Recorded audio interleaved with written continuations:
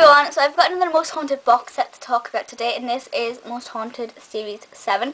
Now, I've only actually watched 3 of the episodes just now, so I'll talk about those, and then I'll stop the camera, then I'll go and watch the other 3, and then I'll come back and record them in a couple of hours, because it's only like 10 o'clock just now, and I have a couple of hours to kill today, so I'll watch those, and then I'll finish the video review in the evening, which is why if the lighting changes, don't be scared. It's not like a paranormal version or anything. No, I paid about £8 for this on Amazon. Yes, that's right, on Amazon. And it's not my favourite. This is the sort of third version of the box, I believe. And this is the one where you have the individual case on the inside. And when I first saw that there was only 6 episodes on this, I was a bit shocked. Because I paid half the price for a 12 episode series, Series 4. And now I pay double the price of Series 4 for half the episodes. It's kind of ridiculous. So this just folds out like that. On the back you have all the other episodes and then the episode description. Then on the inside you have 3 discs. The middle one is in my DVD player just now. Which I mean it is pretty, and I like the colour scheme of Most Haunted. I like the whole kind of green and black. Yeah, so I'll take you through the first 3 episodes I've watched, then I'll stop the camera and then I'll pop back for the other 3. So the first one we have is Lower Southwood Cottage in Devonshire. That one is just a general cottage. It's somebody's home. It's not a building that's open to the public. It's not a building where you can find files on its history or anything. It is just somebody's house. Granted, it's a 400-year-old building, but it is somebody's house, which I thought was kind of fascinating. But at the same time, it means that they could pretty much tell us anything, and we have no way of backing those facts up. We can't bounce what they say off of other sources or anything. So what they say, we have to take as fact. And at the same time, it means that they don't have anything which could encourage the mediums to make stuff up at the same time. So it was kind of like this could go really well, it could go really bad. I think the episode, because it was different, was really good, and towards the end we got a lot of good stuff. So we have Gordon Smith in this one, and we also have David Wells, who sticks around for pretty much the series. And there was 2 main spirits in this one. You have the grandfather of, well, he was called the grandfather. He was the husband of the woman who owned the house, but in the same joining houses you have the mother. You have the grandmother, the mother, and the kids. So he was referred to as the grandfather. And he seemed like quite a nice character. Yeah. And then you have the attention-seeking man, as they called him, who was quite apparently a stereotypical ghost with a really drawn, long, pointy face. And he was quite an evil man, apparently, attention-seeking. So I thought the contrast in the characters of a loving family father and grandfather, and then this evil attention seeker, I thought the contrast of the 2 spirits was quite good. So if that was fiction, that would have been quite interesting. So it'd be nice to know if they were real. But you kind of think the grandfather would protect the family from the evil, possessed, weird, attention-seeking man. The only thing I didn't like about this episode was when they had the lights out and they were doing the vigils and they were doing the different areas of the house. It was very choppy. They only remained, they put the camera, they showed one room for about 40 seconds, then they showed another and another and another, and it was kind of annoying that they did that. It was quite choppy, so I wasn't really keen on that. We got a really good orb though. I'm trying to remember which room it was in. I think it was the room with the TV. When the TV switched itself off, I thought that was really, really good. I thought that was really quite interesting when the TV switched itself off. Yeah. The knife, there was a knife there was a knife thrown at Yvette's foot. Yeah, I kind of thought that was random. Now there was talk, the family had talked about how knives would be upturned in the block of wood and things, which is terrifying. And then there was this knife landing on Yvette's foot. I was like, that is a bit of a risky thing for them to do. But the thing is, you never get to see the objects being thrown in Most Haunted. It's always, you hear it, or they say, oh, something's been thrown, then they will pan the camera, and then they will see it. So it's kind of, if it is real, I would move out of that house straight away if the ghost was throwing knives. I'd get the hell out of there. I'm not risking my life for a building, but never mind. The seance was really, really good. They did Transfiguration as well, which I thought was really good, because I haven't seen that in Most Haunted before, which is something I love. I love the concept of it so much if it's done well. And I thought it was really well done that they did that. So obviously I haven't seen every single episode of Most Haunted because I haven't had the time yet. But when I do, hopefully I want them to do that more. When the medal dropped, I thought that was kind of good. I do believe that was real. Yeah, so I think Lower Southwood Cottage was kind of a good episode and very different to anything else. Then you have Castle Keep in Newcastle. I was really looking forward to this one because I have been there. I live right next to it, and it is, oh, it was boring. It really is. The building itself is fascinating, but I watched this episode obviously after going, so I didn't really know much of what they'd found out. So I wasn't like sort of influenced. My thoughts weren't influenced the way theirs was, and I kind of think that we got no activity when we went there. None at all. There was one spot where I got such a massive headache, and my friend Amy, who was there, will be able to vouch for that as well. But generally there was nothing else going on, apart from the smell, which is commented on this. It stinks, but I'll talk about that soon. So the first sort of thing we had was the fanfare, the band music, which we could hear clearly on the video. If that wasn't outside, that's a pretty solid piece of stuff going on there, which I really liked. Yeah, I thought it was kind of good. Then you have the smell. They did comment on the smell and how it's kind of strong. It does stink, but I think that's more down to damp than anything else. But there are certain areas which are just like, ooh, don't want to breathe in here. They talk about the poppy girl, the girl who was selling the poppies. Apparently both mediums picked up on her, which I thought was quite kind of nice when I went. No sign of poppies. But I think if you maybe put down poppies, if you actually had poppies and put them down, I think you might have got a bit of activity there. I don't know if that's an idea they would have had if they go back. Because obviously at the time they didn't know about the poppy girl. I think if they went back, I think that's something they could do. And something I would quite like to go and try. Then you had the banging footsteps on the stairs. Now they were standing here. This is the staircase. This is where they're standing. This is the staircase. And the bangs were coming down here. Now if I was at the bottom of that staircase, I would not stand right in front of it, willing the spirit to pass through me as it came down the stairs. I'd at least sort of shimmy to the side a bit so it could walk past me. So they did that kind of the wrong way to what I would do, but that was a bit scary. Then you have when Karl went into the room on his own, he had the chanting monks when he was doing the Lord's Prayer. Oh my goodness, those chanting monks were so clear. And then you heard the big massive mental banging of like the gravestones, and I was like, if that is spiritual, if that is paranormal, that is crazy scary. That was insane. If I was there, I would have screamed, literally. Karl is one of the bravest people ever. The only thing I want to point out is that they didn't show the etchings on the wall. In one of the rooms, now it's one of the rooms at the top, just before you go to the gateway to go outside. It's quite a small room. This is the only information I can give you because I can't remember its name. But when you go in, turn left. On the wall, there's etchings. Which has been etched into the stone, and they are proper ancient names, like, in it. They are sort of ancient names, a couple of 100 years old probably.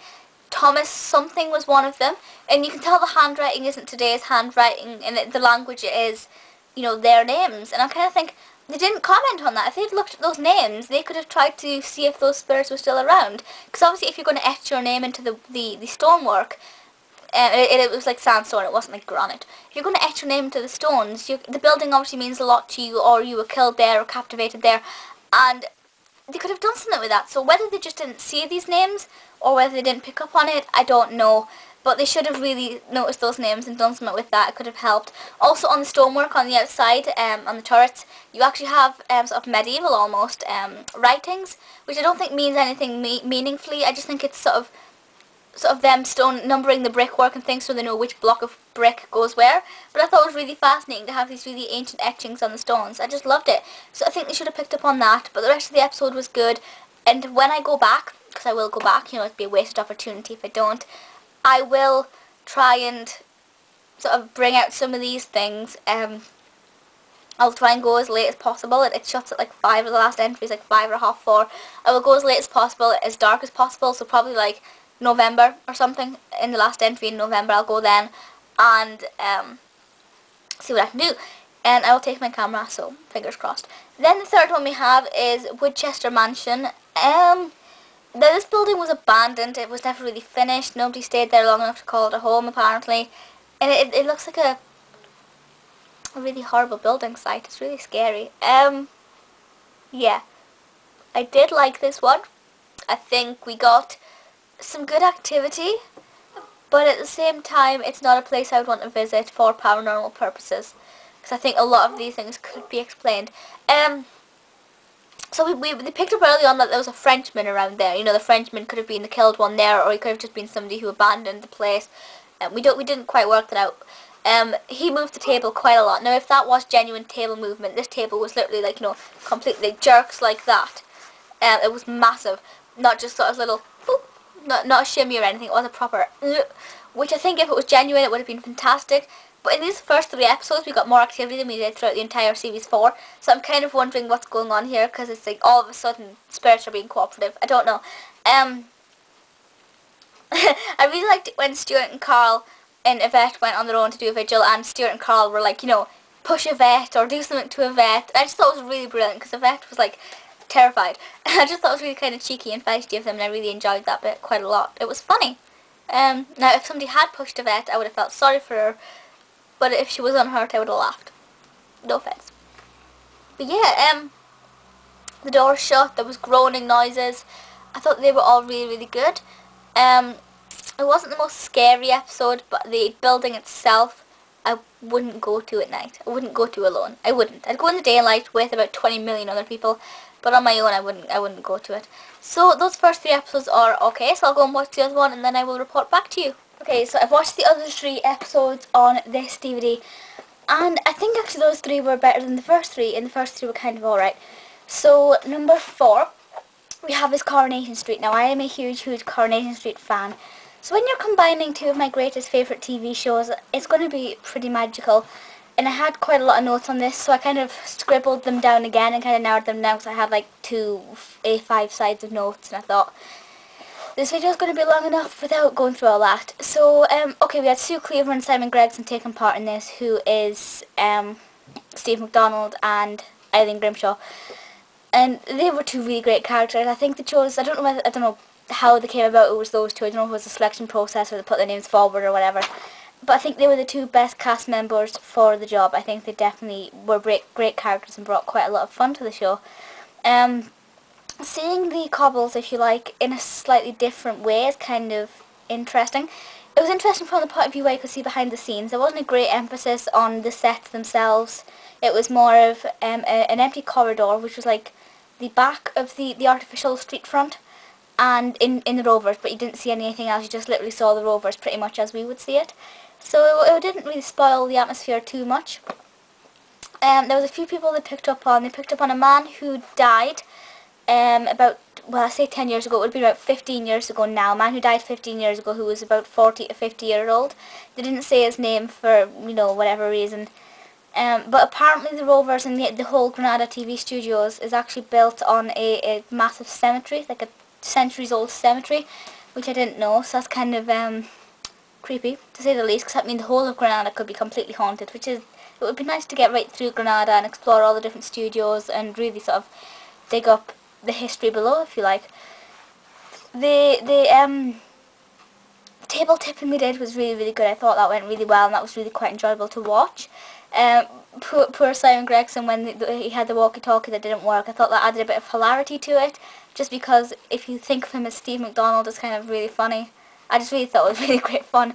The instant Simon sat on that chair when he and Sue went to the different place to do a vigil, the instant he sat on the chair, that orb went across. I thought that was absolutely fantastic. I was like, look at the power in that orb. That is brilliant. So that was quite exciting. And then when Karl was down the alleys, down the back of the houses, and the big heavy barrel got pushed, I genuinely think that was real. You know, I don't think there's any explanation for that. I know a lot of people are like, some things are set up. I don't think that was. There could be a logic explanation for it, but I don't think the Most Haunted team planned it. So, in all, the Coronation Street episode was fantastic. You know, it didn't really feel superficial or anything. It felt genuine. It felt absolutely brilliant, really quite exciting. And because I'm a Corrie fan, because I'm a really, really big Corrie fan, it gave it that extra added little bit of excitement. So I really, really did enjoy that one. And if you're ever going to only watch one episode of Most Haunted, I'd say watch that one. Not necessarily because it was the scariest, just because it was the most insightful from a fan of Corrie. The one after that we have is the Old Church House Inn. And this one I think was okay. I think it was quite slow progressing. There wasn't much in the first 10 minutes to grab my attention, whereas there are some episodes which straight away, you know, I'm hooked in. I think this one could have had a little bit more in the way of enthrallment in the history side of it. I didn't think it was that exciting. But once they got into it, it was really good. They had great emphasis on monks. There was great emphasis on the monks there.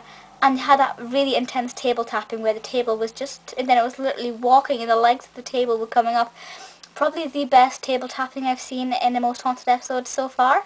I think I'd go as far as saying that. It was quite exciting. Yes, they could have been helping it along a bit, we don't know. But if that is genuine, I would be pretty freaked out if the whole table was just walking by itself. It was kind of intense. I like that one a lot. Then they had the whole Bertram Robinson thing, how he was apparently the actual author of the Sherlock Holmes, but he was murdered and then somebody else took the credit for it. I thought that concept was quite interesting. That added a bit into my literature love, because I'm such a geek like that. That added a bit of extra excitement for me there, even though I'm not a massive fan of Sherlock Holmes. Spookily, there's something going around up here. I think it's just a bit of a feather or a bit of dust or something, but it's just kind of caught my eye there. That was kind of creepy. You know, I've just spent 3 hours watching Most Haunted, and there's a feather that could pass as an orb if I was using a camera up there. I'm rambling, but my attention's wandering by this little bit of feather or whatever it is. Yeah, so it was a good episode, but the jingling noise was quite spooky. But generally, I don't think it was the most exciting episode, apart from the table tapping and the table tipping. I didn't think anything else was that exciting. Then we have 6, which was the main hall in Blackpool. Now, I have literally just finished watching this episode about 5 minutes ago. You know, I stopped it, grabbed my camera, and I really loved this episode. Again, we have there's a feather going around. There's heavy focus on a monk, or monks, and it was really quite exciting. You could see it was a very emotional episode, not because the history was so emotional, but because David Wells was so emotional when he had his back against the door and he was imagining the soldiers and things. If he was the monk, yeah, that was quite emotional. But when he started crying when they were doing the seance, I was like, oh, I want to hug him. It was just so upsetting to see him like that. And I can now conclude, just as an aside from this, you can see that bit of dust going in front of me. Just as an aside from this episode, David Wells is probably my second favourite medium. Nobody will ever beat Derek Acorah. Derek will always be my favourite psychic medium, but I think David Wells comes a close second. I really do like him. The massive orb we had, can you see that bit of dust? That's so annoying. The massive orb, the one that they flipped round, that kind of looked like, actually it kind of looked like the shape of my head, where it was like more hair on one side than the other. It looked like a face. Kind of looked like me.